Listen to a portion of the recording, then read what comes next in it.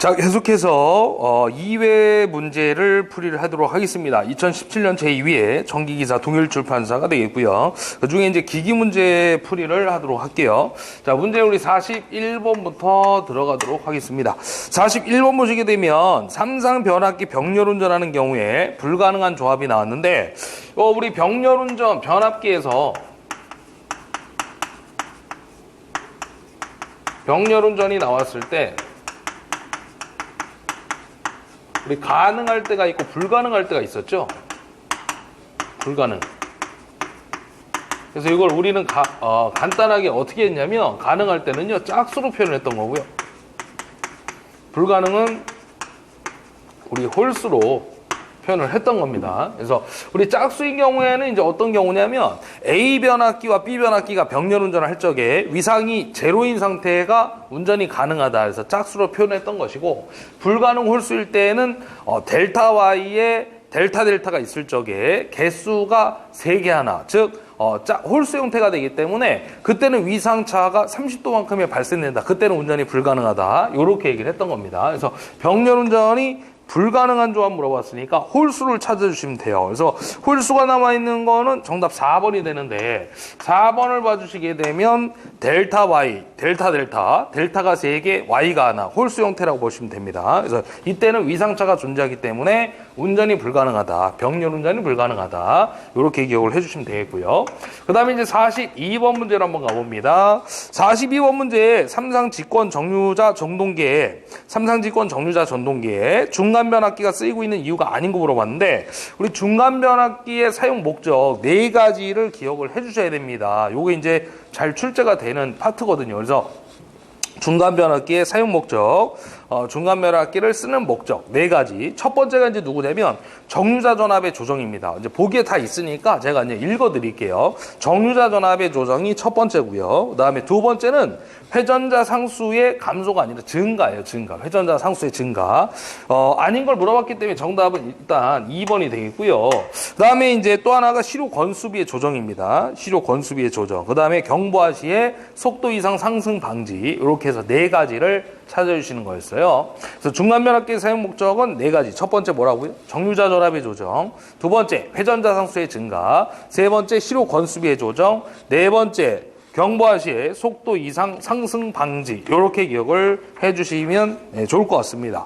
그 다음에 이제 43번 문제인데 43번 문제도 이게 이제 좀 신형 문제 형태로 출제가 됐다고 보시면 되는데 정류회로에 사용되는 환류 다이오드에 대한 설명으로 틀린 걸 물어봤는데요. 유도성 부하가 불필요하게 된다라고 2번에 돼 있거든요. 근데 이제 실질적으로 이 전류가 흐르게 되면요. 스위치가 온되고 일정 시간 도통이 되면 부하를 통해 가지고 흐르는 전류의 일부가 그 유도성 부하에 저장이 되는 거죠. 그때 스위치를 개방하면 인덕터에 그 저장된 전류가 방출되게 되는데 그 회로 개방 시에 스위치 부분에 스파크가 발생이 돼요. 이걸 방지하기 위해서 우리는 인덕터와 병렬로 그 환류 다이오드를 갖다가 연결해 기기의 손상을 방지하기 위해서 사용을 하게 되는데 지금 문제에서 어쨌든 간에 유도성 부하가 불필요하게 된다가 아니라 여기에 이제 전류가 일부가 저장이 된다고 아까 말씀드렸잖아요. 그래서 43번의 정답은 틀린 것을 물어봤기 때문에 2번이 정답이라고 봐주시면 되겠습니다. 자, 그 다음에 이제 44번을 한번 볼게요. 44번을 봐주시게 되면, 진유 분권 전동기를 무부하로 운전 중 계좌회로에 단선이 생긴 후 발생하는 현상을 옳은 거 물어봤는데, 우리 그 예전에 뭘 얘기하는 거냐면, 우리 직권 전동기가 있고, 직류기에, 그 다음에 분권 전동기가 있잖아요. 있는데 우리 직권 전동기 일단 용도를 보게 되면 어디에 사용한다 그러냐면 전차, 그렇죠?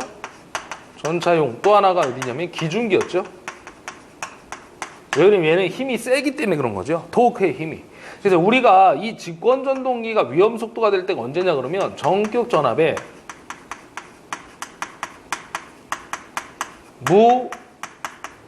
무부하로 운전하게 되면 그렇죠. 위험 속도에 도달이 된다라고 했던 겁니다. 그래서 우리가 그 벨트가 벗기지 않도록 기어나 체인 방식을 쓴다고 했던 거죠. 그래서 요 내용이 되는 거고요. 분권 전동기는 그 계좌 권선 쪽에 퓨즈나 개폐기를 설치하면 안 된다라고 명시가 돼 있다고 했어요. 왜 그러냐면 기동 시에 계좌 전류 쪽으로 큰 전류가 들어가게 되면 퓨즈가 끊어졌을 때 무여자 상태가 돼버리는 거죠. 그 무여자가 되면 역시나 자속이 0이 돼버리니까 회전수와 자속은 반비례 관계에 의해서 자속이 0이 돼버리니까 회전수는 무한대로 간다. 이런 얘기였습니다. 그래서 분권 전동기는 전격 전압에 어떤 상태입니까? 무여자였죠. 무여자 상태가 되면 역시나 무슨 속도에? 위험 속도에 도달이 된다. 이런 얘기를 해드렸어요. 네. 그래서 분권 전동기는 그 계좌 권선 쪽에 퓨즈나 개폐기를 절대로 설치하면 안 된다라고 얘기를 했던 겁니다. 자, 그러면 분권 전동기를 지금 44번 보시면 분권 전동기를 무부하로 운전 중 계좌 외로에 단선 끊어졌다는 얘기죠. 그때 발생하는 현상으로 옳은 거 물어봤으니까 뭐예요? 위험 속도인데 위험 속도가 결론은 뭐예요? 과속도로 되어 위험하다는 얘기가 되겠죠. 그래서 정답은 3번이 되겠습니다. 3번. 자, 그 다음에 이제 45번을 한번 설명해 보도록 하겠습니다. 45번은요, 변압기에 있어서 부하와는 관계없이 자속만을 발생하는 전류 물어봤는데, 자속만을 만드는 전류, 우리 자자를 찾아주시면 됩니다. 자속을 만드는 전류는 자화전류가 되겠죠. 그래서 자속 만드는 전류, 자화전류, 자자, 이렇게 기억을 해주시면 돼요. 우리 이제 변압기의 그 등가위를 보시게 되면 R하고 리액턴스의 덩어리가 병렬로 조합이 되어 있는 거죠. 병렬로. 그래서 1차 측의 전압이 딱 인가되게 되면 그때 2차가 개방되어 있을 때 무부하 전류가 흐른다라고 얘기하죠. 무부하 전류가. 그 무부하 전류가 양쪽 병렬로 쪼개지는 거죠. 그래서 한쪽은 철순 전류가 흐르는 거고요. 리액턴스 쪽에는 자화 전류가 흐르는데 그때 그 자화 전류가 자속을 만드는 전류다라고 봐주시면 됩니다. 그 자화 전류 공식이 뭐였어요? 공식까지 접어드리면 이렇게 되겠죠. I 파이는 루트 5. 우리 시험에 나오는 것만 가지고 결론을 얘기할게요. 무부하 전류 I0의 제곱 마이너스 1차 전압 V1분의 철순의 와트 PI 전체의 제곱이 되는 거죠. 이게 바로 자화 전류를 구하는 공식이 되겠습니다. 자화 전류, 무부하 전류, 1차 전압, 철순의 와트. 예. 자, 4번 2번이었고요. 그 다음에 46번입니다. 46번도 뭐 기본적인 형태의 문제가 출제가 됐네요. 전동기의 효율 물어봤잖아요. 그래서 전동기는 입력분의 입력 마이너스 손실 곱하기 100이 되겠죠. 그래서 정답은 4번 되겠습니다. 우리 발전기 효율 공식을 찾아라 그러면 누가 답이에요? 3번이 답이 되겠죠. 출력 플러스 손실분의 출력 곱하기 100이 되겠습니다. 변압기도 발전기의 공식하고 똑같습니다. 자, 그 다음에 47번 갈게요. 47번을 봐주시게 되면 직류 전동기에서 정속도 전동기라고 볼 수 있는 전동기 물어봤는데 우리 사실은 지금 보기에 타여자가 있기 때문에 타여자가 정답인데 만약에 타여자가 없으면 뭐 분권 이런 것들이 이제 답이 될 수도 있습니다. 그래서 일단 왜 그러냐면 타여자 전동기는 말 그대로 아까 제 1회 때 제가 문제풀이 하면서 타여자하고 자여자의 관계를 좀 설명을 간단하게 해드렸는데 타여자는요 외부에서 전압을 공급하기 때문에 일정한 전압을 계속해서 공급한다고 보시면 돼요. 그러면 일정한 전압을 계속해서 정해진 전압을 공급하게 되면 회전수도 일정할 수밖에 없겠다. 이렇게 기억을 해주시면 되겠습니다. 그래서 정속도 전동기는 타여자 전동기 정답 2번으로 잡아주시면 되겠고요. 그 다음에 이제 48번 문제 갑니다. 단상유도 전동기의 기동 방법 중 기동 토크가 가장 큰 거 물어봤는데 우리 예전에 이거 방콘 분쇄로 기억하라고 했죠. 우리 단상유도 전동기에서 기동 토크가 우리 큰 거에서 작은 순서 물어보면 첫 번째 반발 기동형 우리 기동이 시작이니까 그죠? 기동형으로 기억을 하자고 그랬죠. 기동이 시작이니까 그 다음에 나오는 게 반발 유도형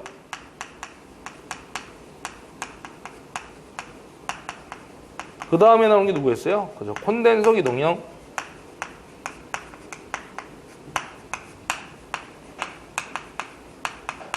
그 다음에 분산 기동형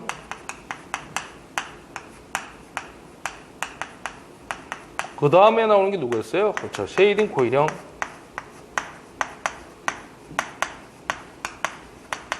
그 다음에 또 하나 있는 게 누구냐? 원래 모노사이클릭형 뭐 전동기 이런 것들이 있죠. 근데 이제 모노사이클릭형은 빼고 이 정도만 여러분들 기억해 주시면 됩니다. 그래서 우리가 앞 글자 따서 반, 콘, 분, 세 이렇게 암기를 했던 거죠. 그래서 지금 물어본 건 가장 큰 거 물어봤으니까 반발 기동이요. 맨 왼쪽에 있는 놈을 찍어주시면 되겠죠. 정답도 맨 왼쪽에 위치한 1번이 정답이 되겠습니다. 자, 그다음에 이제 49번을 가볼게요. 밑에다 한번 써보도록 하겠습니다. 자, 49번 보시게 되면요. 부울지 계정기에 대한 설명으로 틀린 거 물어봤는데 거기 보시면 정기적인 신호로 동작한다고 했는데 정기적인 신호는 아니겠죠. 왜 그러냐면 어떤 그 변압기 내부 고장을 보호하는 건데 그 내부에서 기름의 어떤 분해라든지 가스, 증기 또는 유류를 이용해 가지고 그 안에 내부에서 계정기의 접점을 열고 닫는 거잖아요. 그래서 어디에 설치가 되냐면 변압기 주탱크와 컨서베이터 사이에 설치, 연결 배관 도중에 설치되어 있는 계정기가 부울지 계정기가 되겠죠. 우리 백넘버로 얘기하면 96번 계정기가 되겠습니다. 자, 그래서 요거는 정답이 틀린 거 2번이 되겠습니다. 2번. 우리 변압기의 내부 고장 보호하는 데 사용되는 계정기가 부울지 계정기다. 이렇게 기억을 해주시면 되는 겁니다. 우리 거기 보면 이제 컨서베이터가 나오는데 컨서베이터의 역할이 뭐냐면 그 열화 방지였죠. 열화 방지. 그것도 하나 좀 추가로 기억을 해 주시는 게 좋을 것 같아요. 열화 방지. 자, 그 다음에 50번 갑니다. 50번 보시게 되면요. 50번 문제는 우리 리액턴스 전압 물어봤잖아요. 그 정류, 일장 직류기에 교류를 직류로 바꿀 때 정류 파트가 나오는데 그 정류 파트에서 리액턴스 전압의 평균값을 물어보이죠. 우리 렌츠의 법칙에 의해서 나오는 얘기인데 이해는 요거 어떻게 되냐면 L에다가 TC분의 전류의 변화가 얼마만큼 일어나냐면요. EIC만큼 일어나는 거죠. 플러스 IC하고 마이너스 IC의 파형이 있는데 정류를 하게 되면 이 플러스 IC의 파형값은 그대로 살아남고요. 마이너스 IC의 파형값은 정류가 되기 때문에 이렇게 위로 올라갑니다. 그럼 얘가 방향이 반대가 됐으니까 플러스 IC로 바뀌겠죠? 그럼 여기서부터 여기까지를 우리가 뭐라고 표현하냐면 교류를 직류로 바꿔줄 때 걸린 시간에서 정류주기 TC라고 얘기합니다. 그래서 그 TC, 정류주기 동안에 전류의 변화가 얼마만큼 일어났느냐. 그래서 플러스 IC에서 EIC만큼 일어났다. 이렇게 해서 우리가 리액턴스 전압의 평균값을 잡아낼 수가 있겠습니다. 그래서 이 공식이 또 잘 출제가 사실 안 되는데 물론 이제 옛날서부터 나왔던 문제긴 하지만 잘 출제가 안 되는데 요번에 이제 2회 때 아주 오랜만에 출제가 된 것 같습니다. 정답은 3번 되겠죠. 3번. 예. 이렇게 해서 잡아주시면 됩니다. 자, 그 다음에 문제 51번 갈게요. 51번 문제.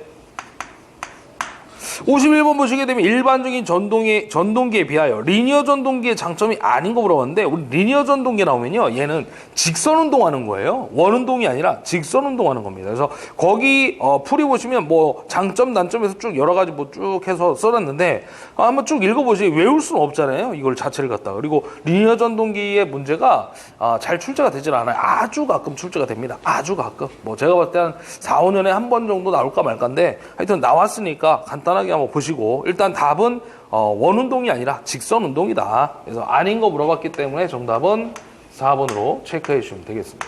그 다음에 이제 52번을 보겠습니다. 52번이 조금 어려운 문제인데요.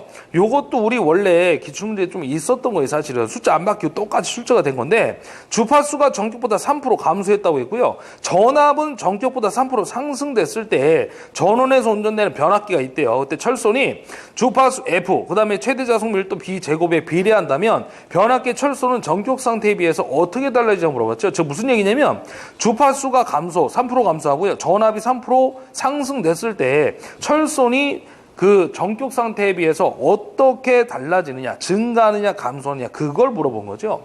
그럼 일단은요 이걸 어떻게 정리할 거냐면 자 철선을 보게 되면 우리가 이렇게 쓸 수 있죠. 아까 문제에서 조건에 줬으니까 이렇게 쓰시면 돼요. 근데 여기다가 그대로 집어넣으시면 안 되고 이걸 좀 변형을 해줘야 되는데 자 일단 변형을 제가 한번 해볼게요. 자 주파수 일단 그대로 들어가고요. 이 자속 밀도를 바꿔야 되는데 자속 밀도를 어떻게 바꿔야 되냐면 우리 자속 밀도는요 이렇게 한번 제가 해볼게요. 우리 B라는 놈은 우리 전자기에서 나오는 얘기인데 투자율 뮤에다가 자장의 세기라고 하는 H에 비례한다 이렇게 얘기할 수가 있습니다. 결론은 전류에 의한 자속에 의해서 어떤 힘의 세기가 발생이 되는 건데 결론은 얘가 전류하고 비례관계가 되는 거잖아요. 그러니까 자속하고 전류는 결론 비례관계다 이 얘기를 해드리는 겁니다. 그러면 우리가 전류 I 값은요 이렇게도 쓸 수가 있죠. I는요, 어떻게 쓸 수 있냐면 XL분의 V라고 쓸 수가 있겠죠. 그러면 XL이라는 건 뭡니까? 리액턴스니까 우리 유도성 리액턴스 오메가 L이라고 쓸 수 있겠고요. V는 그대로 들어갑니다. 그럼 오메가 L이라는 놈은 우리가 각 주파수니까 2파이 FL분의 V라고 쓸 수가 있다는 거죠. 그럼 여기에서 전류 I라는 놈은 어떻게 돼요? 주파수 반비례, 전압은 비례관계가 성립되는 거죠. 이걸 여기다 갖다 적용하면 이렇게 됩니다. I는 주파수에 반비례하고 전압은 비례한다. 이렇게 쓸 수가 있겠죠.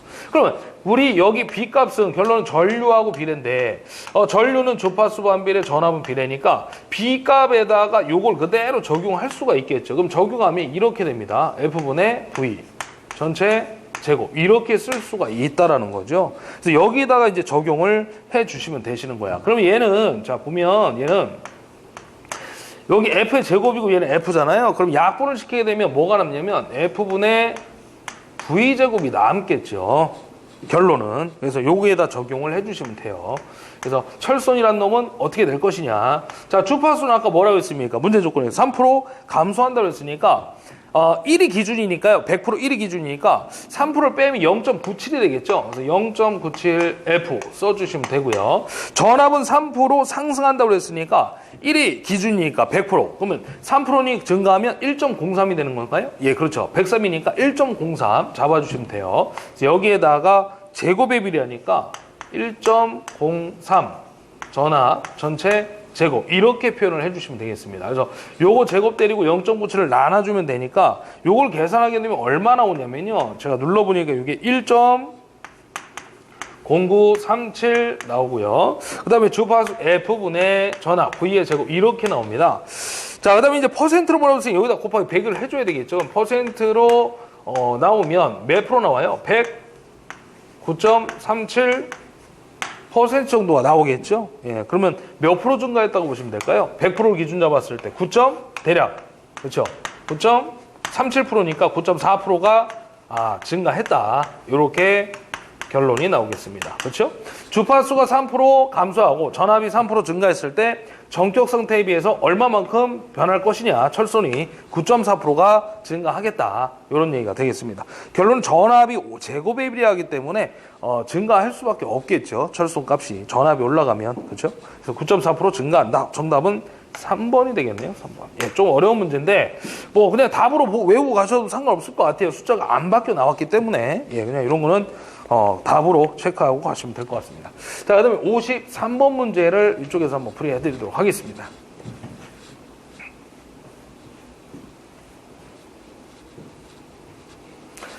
솔직히 제가 매번 뭐 기출문제 풀이 들으면서 설명해 드리지만 쉬운 거 위주로 잡으시고요. 어렵고 뭐 좀 복잡한 거 있잖아요. 풀이 보면 그러면 그냥 답으로 그냥 외우고 가시는 게 나아요. 솔직히 이거 뭐 어떻게 다 보고 가겠습니까?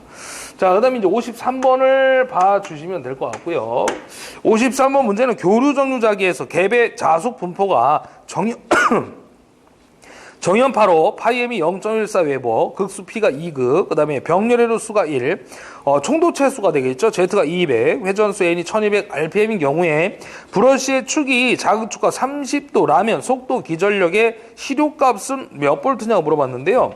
우리 시료값이니까 루트 2를 나눠줘야 되겠죠. 그래서 루트 2분의 1에다가 기전력 공식은 똑같이 들어갑니다. 직류기 때 외웠던 공식 이렇게 들어가죠. A분의 PZ 파이, 피자 파이 60분의 회전수 N 이렇게 잡으시면 되고요. 여기 지금 보게 되면 각도가 주어졌을 거예요. 브러쉬 축이 자극축과 30도의 각도가 주어졌으니까 여기다 사인 알파까지 적용을 해주시는 문제였습니다. 예, 아마 여기까지는 해결을 하셨더라도 요게 공식이 좀 떠오르지 않았을까 시험 보신 분들이 요거까지 적용을 해줘야 됩니다. 그래서 그대로 집어넣게 되면요. 루트 2분의 1 A가 병렬의 로수죠. 예, 문자로 다 줬네요. 1분의 P가 극수인데 극수의 2극 총도체 수가 Z가 얼마 줬냐면 200 줬고요. 그 다음에 자속 파이가 0.14 줬네. 0.14 웨버. 그 다음에 회전수 60분의 얼마예요? 1200인가요?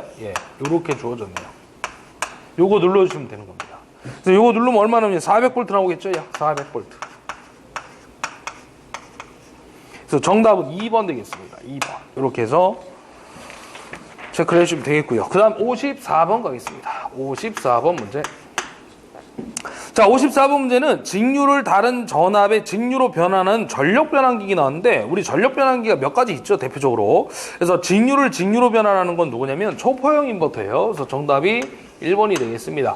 그 외에 또 뭐가 있을까요? 인버터가 있죠. 직류를 교류로 변환하는 거. 그래서 인직교 이렇게 암기하시라고 했던 거고요. 그다음 컨버터는 반대죠. 교류를 직류로. 그래서 인직교 반대는 교류를 직류로 바꾸는 컨버터. 그다음에 사이클로 컨버터가 있는데, 사이클로 컨버터는 교류 전력을 교류 전압으로 변환을 하는 기기가 되겠습니다. 변환기기. 또 주파수 변환기기라고도 얘기를 하고요. AC를 AC로 변환한다. 이렇게도 시험 문제에 출제된 적이 있습니다. 그 다음에 이제 전압을 제하는데, 좀 전에 얘기했던 직류 전압을 제하는 거, 초포형 인버터가 있고요. 교류 전압을 제하는 거는 위상제어, 이런 것들이 있습니다. 자, 그 다음에 이제 55번인데, 55번 문제도 뭐 사실 조금만 생각을 했다면 어려운 문제는 아니죠. 와전류 손실 패러데이 법칙으로 설명한 과정 중 틀린 거 물어봤는데, 우리 코일을 감아가지고요. 도체에 코일 감아가지고 전류를 흘리게 되면 자속이 변하잖아요. 도체 단면을 통과하면서 자속이 변하면서 이제 전자유도에 의한 맴돌이 형태의 유도 전류가 흐르겠죠. 그것을 이제 맴돌이 전류, 와전류라고 하는데, 그 와전류는 결론은 전류에 의해서 발생되는 거잖아요, 손실이. 그래서 거기 보면 틀린 거 물어봤는데 4번에 한번 보시면요. 와전류의 손실량은 전류 경로 크기에 반비례한다는데 전류에 비례하는 거죠. 결론은 와전류의 손실이 전류가 흐르면서, 도체에 전류가 흐르면서 발생되는 손실이니까 비례한다라고 해줘야 되겠죠. 그래서 정답 틀린 거 4번이 되겠습니다. 그 다음에 이제 56번 보겠습니다. 56번 보시게 되면, 지금 풀이 보니까 뭐 어마어마하죠. 그죠? 예. 근데 사실 이게 좀 어려울 수 있는데, 예전에도 한번 이게 나왔던 걸로 제가 기억을 해요. 숫자 안 바뀌고 출제가 됐습니다. 과거 기출문제 나온 적이 있었는데. 일단 보시게 되면요. 우리 요거는 이제 콘덴서 용량, 그거를 공식을 기억을 하고 계시면, 해결을 할 수가 있습니다. 전력에서 이제 물론 나오는 얘기지만. 자, 영준이 0.85고요. 부하의 350kW에 50kW를 소비하는 동기전동기를 병렬로 접속하여 합성부하의 역률을 0.95로 개선한대요. 그러니까 동기전동기 50kW짜리 소비하는 동기전동기를 접속했다는 얘기는 역률을 개선하는 거잖아요. 그 동기조상기를 얘기한다고 보시면 됩니다. 무부하로 운전되는 동기조상기. 그래서 역률을 0.95로 개선하려면 전동기 진상 무효전력은 약 몇 킬로바인가 하고 물어봤네요. 일단 그러면 병렬로 동기조상기를 접속하기 전에 350kW짜리 부하의 무효전력을 첫 번째로 구하시면 돼요. 자, 여기다 적어드릴게요. 350kW의 무효전력, 부하의 350kW 부하의 무효전력을 먼저 구하시면 됩니다. 자, 역시 뭐 제가 이것도 풀어드리긴 하지만 과감히 안 되면 뭐 답만 외우든가 버리든가 하시면 됩니다. 잘 출제가 되지 않기 때문에. 자, 그럼 우리가 이걸 Q1으로 잡게 되면요. 공식이 어떻게 돼요? 우리 P1에다가 탄젠트 세타 1이 되겠죠. 우리 탄젠트는 뭡니까? 코사인 세타 1분의 사인 세타 1. 이렇게 잡을 수가 있겠네. 그럼 P1이 얼마예요? 지금 P1이. 350짜리잖아요. 그럼 350에다가 자, 코사인 얼마입니까? 그렇지. 역률을 개선 전이니까 0.85를 넣어줘야 되겠죠. 처음 거 0.85. 그 다음에 루트에다가 1 마이너스 코사인 제곱 세타죠. 0.85의 제곱 이렇게 잡아주시면 됩니다. 요거 눌러주면 됩니다. 그럼 무효분이 나오겠죠. 그래서 요거 눌러보니까 이제 얼마 나오냐면요. 216.9kB가 되겠네요. 무효전력이니까. 네. 요렇게 해서 첫 번째 구한 거고요. 그 다음에 이제 두 번째 한번 볼게요. 두 번째는 누굴 구할 거냐면 여기 옆에다 쓸게요. 바로 옆에. 두 번째는요. 50kW 아까 우리 동기전동기를 그 병렬로 접속했다고 그랬잖아요. 그러면 전체의 전력값은 얼마예요? 전체의 유효전력값이 400kW짜리가 되겠죠. 그 400kW짜리에 대한 용량을 구해 주시면 됩니다. 그러면 얼마예요? 요거를 Q2로 잡으면 자, 400kW짜리에 전력을 구해봅시다. Q2로 잡겠습니다. Q2. 그러면 400에다가 얼마입니까? 곱하기. 탄젠트 세타니까 코사인분의 사인 되겠죠? 그래서 코사인분의 사인을 잡게 되면 얼마냐면 0.85 개선 후리가 0.95가 되겠죠. 0.95 그렇습니다. 0.95 루트 병렬로 접속했으니까 역률 개선을 한 거니까 0.9를 적용하는 거예요. 1 마이너스 0.9의 제곱 잡아주면 되겠죠. 그래서 이것도 단위가 킬로바로 나오겠네요. 왜 킬로바로 나오는지 이해되시나요? 자, 이거 뭐냐면 얘가 킬로와트 유효전력이잖아요. 그럼 역률 나눴죠. 자, 보세요. 킬로와트를 역률 코사인 세타로 나누면 뭐가 나오냐면 kVA가 나오죠. 피상전력이 나옵니다. 그렇죠? 유효전력을 코사인으로 나누면 피상전력 kVA가 나오고요. 여기에다 지금 뭘 곱한 거예요? 요 전체 값이 결론은 사인 세타가 되는 거잖아요. 그러면 사인을 곱하게 되면 결론 누구 가는 거예요? 피상에다 사인 곱했으니까. 그렇죠. 무효전력이 나오는 거예요. 그래서 킬로바가 나온다 그 얘기입니다. 단위 자체가 킬로바. 그래서 무효전력을 구한 거거든요. 얘는 역률 개선 전 무효전력, 얘는 역률 개선 후에 무효전력 된 겁니다. 그래서 두 개를 빼면 그 나머지에 대한, 그렇죠? 진상의 무효전력 나머지에 대한 값이 나오는 거죠. 그래서 요걸 구하게 되면 얼마 나오냐면요. 요게 제가 눌러보니까 131.4 킬로바가 나오더라고요. 킬로바. 그럼 여기에서 요 놈 딱 빼주게 되면 나머지에 대한 무효전력이 나오겠죠. 그래서 얼마 나오냐면 85.5 킬로바가 나옵니다. 그래서 요게 정답이 되겠네요. 그래서 정답 몇 번이냐면 4번이 되겠습니다. 4번. 역시 조금 어려울 수 있는 문제인데, 뭐 안 되면 답으로 보고 가시거나 아니면 그냥 과감하게 버리자. 어차피 우리 뭐 맞추려고 하는 게 뭐 12개 플러스 알파 되는 거잖아요. 뭐 전체 다 맞추려고 하는 거 아니니까. 자, 그 다음에 이제 57번 문제 한번 보도록 하겠습니다. 57번. 자, 57번 문제. 무부하 시험, 단락 시험에서 구할 수 없는 거 물어봤죠. 요게 우리 누구냐면 무부하 시험, 단락 시험 아까 얘기했던 건데 1회 때 얘기했던 것 같은데요. 1회 문제풀이에서 변압기 등가 이름이 여자이로가 있었죠. 그래서 본선의 저항 측정 시험, 무부하 시험, 또 개방 시험에도 하는 거죠. 무부하 시험이 단락 시험 이렇게 세 가지 얘기했는데 그 무부하 시험에서 구할 수 있는 게 뭐예요? 철성 구할 수 있다고 그랬죠. 그다음에 단락 시험에서는 동성 구할 수 있다고 그랬죠. 그 다음에 무부하 시험하고 단락 시험에서 구할 수 있는 게 두 가지 시험에 의해서 전압 변동률을 구할 수 있습니다. 전압 변동률. 왜냐면 전압 변동률의 공식을 보면 무부하 전압하고 부하를 걸었을 때 전격 전압이니까 무부하 시험에서는 무부하 전압, 그 다음에 단락 시험에서는 전격 전압 이렇게 표현이 가능하기 때문에 두 가지 시험에서 전압 변동률을 구할 수 있다 이런 얘기죠. 근데 절연 내력 시험은 구할 수가 없겠죠. 그래서 정답은 3번이 되겠습니다. 그래서 절연 내력 시험은 우리 세 가지 아까 했었죠. 유도 시험, 가압 시험, 1단 접지, 충격 전압 시험 이런 것도 있다라고 말씀드렸습니다. 자, 이어서 이제 58번 볼게요. 58번 보시면 삼상 동기 발전기에 단락 곡선이 직선이 되는 이유 물어봤는데 우리 삼상 단락 곡선이 직선이 되는 이유는 전기자 반작용 때문이죠. 전기자 반작용. 그래서 전기자 저항값을 무시하면 동기 리액턴스의 크기가 결정되잖아요. 단락 전류가 ZS분의 2가 되니까. 그래서 그 동기 리액턴스에 흐르는 전류는 이제 지상 전류가 되는 거죠. 90도 늦은 그 전류에 의해서 전기자 반작용이 발전기 쪽에서는 이제 이런 그림을 그렸어요. 우리가 전기자 반작용에서. 그죠? 여기가 이제 발전기가 되고 여기가 이제 누구냐면 전류가 되겠죠. 여긴 전압이고요. 그래서 위상이 이렇게 시계 반대 방향으로 돈다고 했죠. 오른쪽은 이제 전동기 형태가 된다고 했던 것이고, 그래서 이쪽에 전류가 늦으면 진상전류면 감자작용이 발생되고 전류가 앞서면 진상분이 발생하면 증자작용이 발생된다라고 했던 거예요. 동기계에서 전기자 반작용. 그래서 어쨌든 간에 단락곡선이 직선이 되는 이유는 전기자 반작용 때문이다. 이거 답으로 하나 체크를 해서 암기를 하고 가시면 되겠습니다. 그래서 우리 무부하 시험하고 삼상 단락 시험에서 구할 수 있는 게 단락비고요. 또 구할 수 없는 게 또 누구냐면 이 전기자 반작용이라고 보시면 됩니다. 그래서 구할 수가 없기 때문에 직선으로밖에 표현이 될 수가 없다. 이렇게 정리를 하시면 좀 쉽게 표현이 되지 않을까 생각을 해봅니다.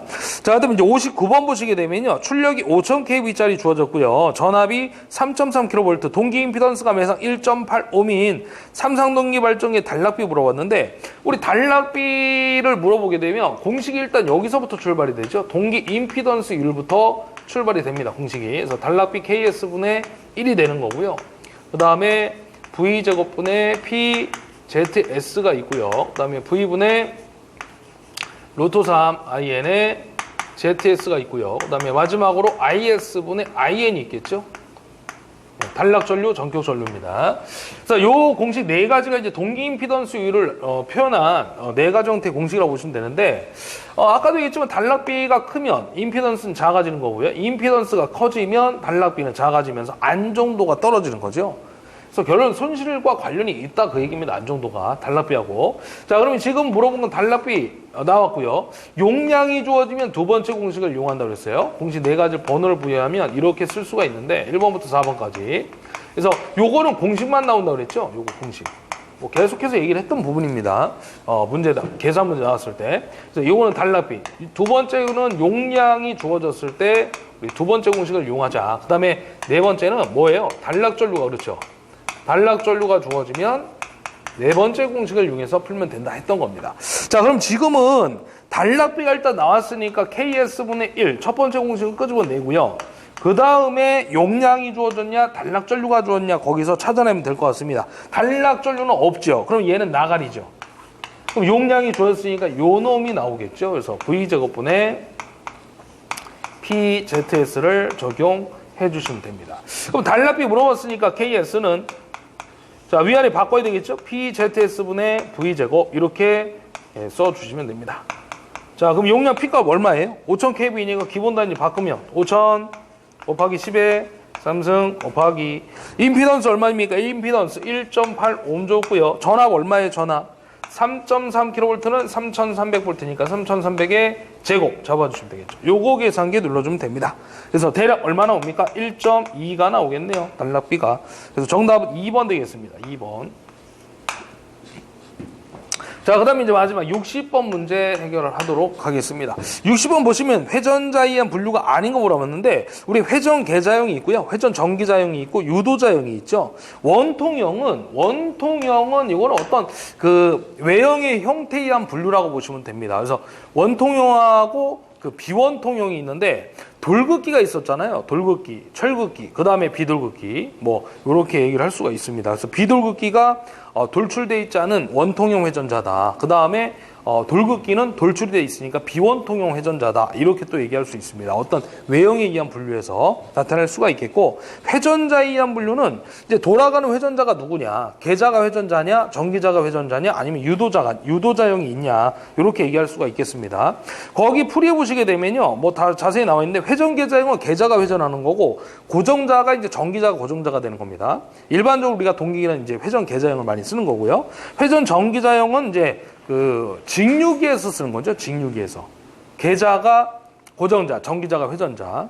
그 다음에 이제 유도자형이 있는데, 유도자는 계자와 전기자는 이제 함께 고정시키고요. 그 중앙에 이제 유도자라고 하는 권선이 없이 회전자를 갖춘 건데, 수백에서 수만 헤르츠 정도의 고주파 발전기로 사용되는 게 유도자형이라고 보시면 되겠습니다. 그래서 수백에서 수만 헤르츠 정도의 고주파 발전기로 사용되는 것도 시험에 출제가 됐기 때문에 기억을 해주셔야 됩니다. 그래서 그거는 밑줄 좀 거놓고 암기를 해주시면 좋을 것 같습니다. 유도자형, 수백에서 수만 헤르츠 정도의 고주파 발전기로 사용된다. 예, 그거 하나 추가로 기억을 해주시면 됩니다. 자, 여기까지 해가지고 2회 문제, 20문제를 풀어드렸고요. 잠깐 또 쉬었다가 이어서 3회 문제 기사 풀이를 해드리도록 하겠습니다. 자, 수고하셨습니다.